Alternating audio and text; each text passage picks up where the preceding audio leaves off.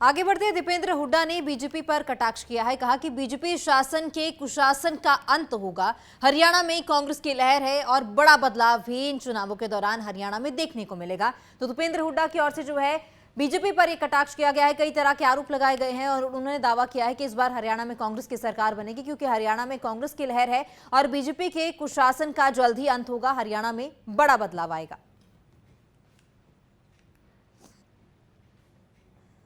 कारखाना लगा, हम अपने काम बता के लोगों के बीच में जा रहे हैं। हरियाणा कोने कोने में जो काम हुए, और ये 10 साल के बाद भी कांग्रेस पर निशाना साध कर, कांग्रेस की राजनीति को निशाना पे लेके बात कर रहे हैं, तो आप समझ सकते हैं कि 10 साल का राज का कितना खोखलापन होगा। तभी इन्होंने अपने मुख्यमंत्री का चेहरा बदला। इनका नैरेटिव था जो करेगा खर्चा वो आउट कराएगा पर्चा, जो करेगा खर्चा वो आउट कराएगा पर्चा। 30 पेपर लीक हुए एचपीएससी के दफ्तर में, 1.5 करोड़ दफ्तर में पकड़े गए। जो नहीं पकड़े गए और लिस्टें बाहर हो गई, उनका अंदाजा लगाओ आप।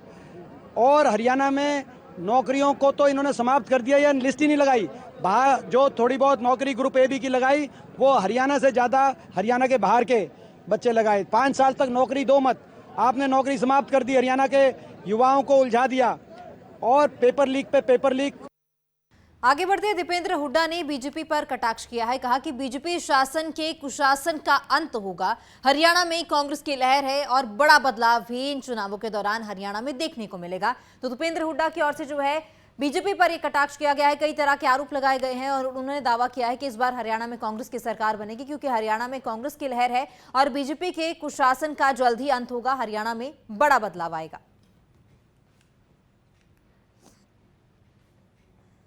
कारखाना लगा, हम अपने काम बता के लोगों के बीच में जा रहे हैं। हरियाणा कोने कोने में जो काम हुए, और ये 10 साल के बाद भी कांग्रेस पर निशाना साध कर, कांग्रेस की राजनीति को निशाना पे लेके बात कर रहे हैं, तो आप समझ सकते हैं कि 10 साल का राज का कितना खोखलापन होगा। तभी इन्होंने अपने मुख्यमंत्री का चेहरा बदला। इनका नैरेटिव था जो करेगा खर्चा वो आउट कराएगा पर्चा, जो करेगा खर्चा वो आउट कराएगा पर्चा। 30 पेपर लीक हुए एचपीएससी के दफ्तर में, 1.5 करोड़ दफ्तर में पकड़े गए। जो नहीं पकड़े गए और लिस्टें बाहर हो गई, उनका अंदाजा लगाओ आप।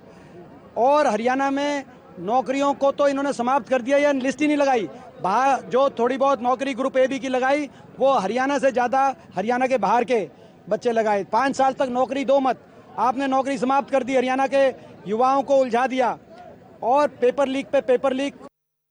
आगे बढ़ते दीपेंद्र हुड्डा ने बीजेपी पर कटाक्ष किया है। कहा कि बीजेपी शासन के कुशासन का अंत होगा। हरियाणा में कांग्रेस की लहर है और बड़ा बदलाव भी इन चुनावों के दौरान हरियाणा में देखने को मिलेगा। तो दीपेंद्र हुड्डा की ओर से जो है बीजेपी पर यह कटाक्ष किया गया है। कई तरह के आरोप लगाए गए हैं और उन्होंने दावा किया है कि इस बार हरियाणा में कांग्रेस की सरकार बनेगी, क्योंकि हरियाणा में कांग्रेस की लहर है और बीजेपी के कुशासन का जल्द ही अंत होगा। हरियाणा में बड़ा बदलाव आएगा।